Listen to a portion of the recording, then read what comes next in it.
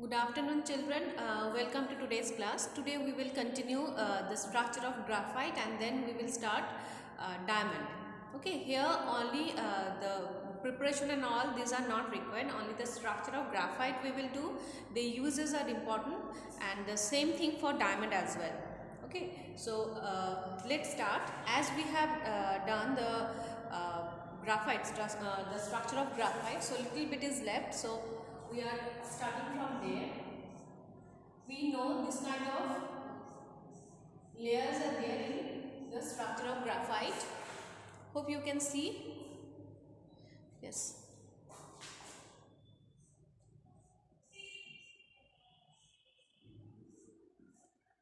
See, these corners are carbon. These are the carbons, and each carbon is bonded with 3 more carbon. That means one valence of carbon is not used here to make any bond. Okay, and because of this, the electron which is there left with each carbon, that can revolve in this layer, and because of this graphite is it can conduct electricity because of this loosely bound, because of this extra electron we will say, which can move in this layer. Okay, another layer is there. Suppose like this, one by one the layers will be piled up. Okay, and because of this, as they are weak bond is there between two layers, suppose this carbon and this carbon of another layer, they are having a bond, weak bond between them. Okay, and because of this bond, it's shining. Can you see? I hope you can see.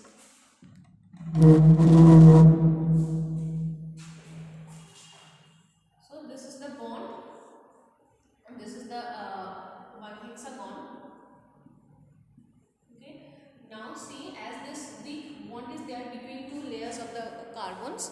Okay, like this, another carbon can be joined in this manner, this one like this. So this weak, it is these two layers are attached with this weak bond between them, and because of this the graphite layer, one layer can slide over one another. Okay, and because of this reason graphite can be used as a lubricant. Okay, with mixing with petroleum and all, graphite can be used as lubricant. And we know we use graphite in lead of the pencils, and the graphite is mixed with different type of clays, and we can use it in as the lead of pencil. Okay, and we can sharpen the pencil because of this property of graphite, that it can slide, the layers can slip and slide over one another. Okay, so this is the reason why we use graphite as in the leads of pencil. Now, as this graphite, as these bonds between the carbons, these are very much strong. That's why the melting point of graphite is very high. It's near about 3700 degrees centigrade.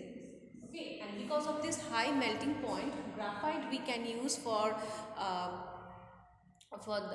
making the crucibles or bowls, where we need to use these bowls or crucibles. We need to suppose melt metals. We have to melt the metals, we need very high temperature, and as graphite can stand this much of temperature, its own melting point is 3700 degrees Celsius. That's why it can stand this much of temperature. It's shining. Acha. Its temperature is too high, that's why it can be used for this purpose. Okay, to keep the melted metals or to melting the metals, we can use the bowls making made of graphite. Okay, graphite, because of its electrical conductivity, we can use it as electrodes. Okay, in different electrical shells, we can use it as electrodes. Okay, so these are the main uses of graphite, we can say. Uh,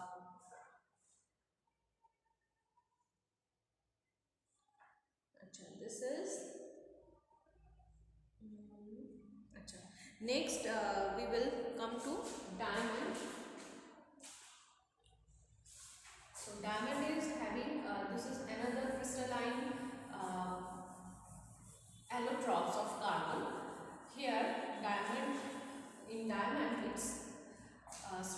like this. It's a tetrahedral structure. Okay, this is the center carbon, we will say, and these are the another 4 carbons, and each carbon is attached with another 4 carbon. That's why it's forming a huge structure. It's a very big structure, a huge structure, we will say. And because of this structure, to break these bonds and to make them, the carbons detach, we need much temperature. Okay, we have to try hard to separate them. That's why this diamond is very hard. It's the hardest naturally occurring substance, and these bonds are very strong bonds, and to break them we have to use lot of heat. We need to it's very much difficult, we will say. Okay, so this is the reason why diamond is so strong. This is a tetrahedral structure, TD structure, we will say. So each carbon is attached with 4 more carbon, and in this manner a very big structure is made. 1, 2, 3.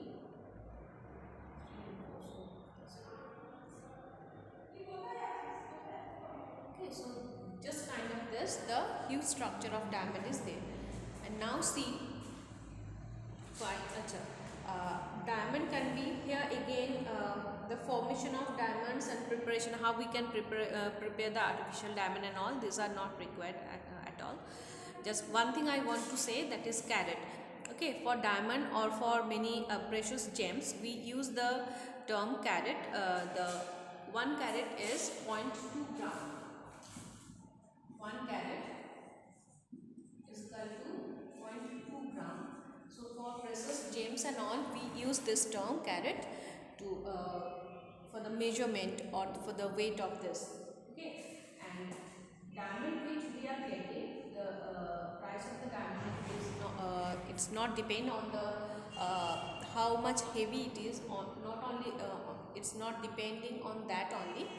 It's cutting, it's shiny, how much shine is there. That will depend on the cutting of the diamond, so the price will depend on that as well. Okay, we have the normal diamonds are there, as well as some colorful diamonds are also there. We can have a different, like red, blue, pink, yellow, this kind of diamonds are also available, and that is because of the metallic oxides. Traces of metallic oxides are present there in the diamond, and that's why we will have the colors in it. Okay, and because of, as these are very rare, so naturally its price will be high. So this is there.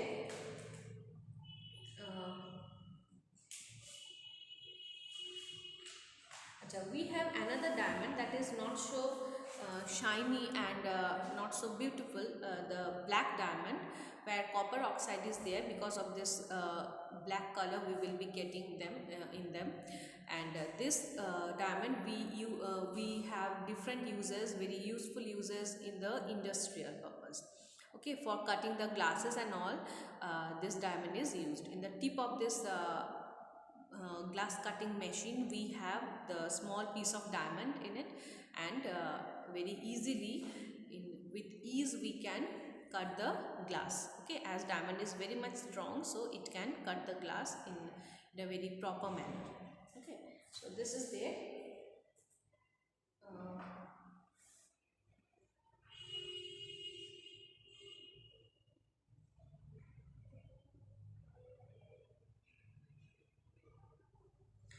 Uses of diamond, we will say, we can use as gem. This is there. Okay, for cutting and drilling rocks and all, we can use this. For making we can use it in tip heads of deep boring drills. Okay, for cutting and drilling we can use that because of its hardy nature. The black diamond we can use there. For as needles for long playing record players, this is it may be used there. As bearings in the watches we can use that. So these are these are the uses of diamond. 3-4 uses you have to do, that will be enough. Okay. The differences between diamond and graphite.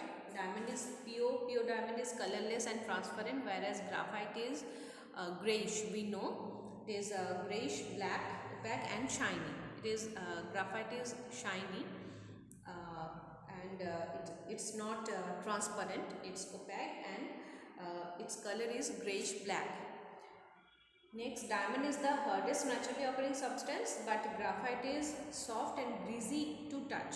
Okay, we can break graphite easily because of this weak bond. As in between the layers, the weak bond is there. That's why we can break the graphite easily. We can separate the layers. Okay, the lead of pencil is like that only. We can easily break that, but this we cannot get for diamond. Okay, as diamond is very hard, so it cannot be, it's unbreakable, we will say. Okay, easily we can't break that. Next, density is high for diamond, it's having high density, whereas for graphite the density is little bit less than diamond.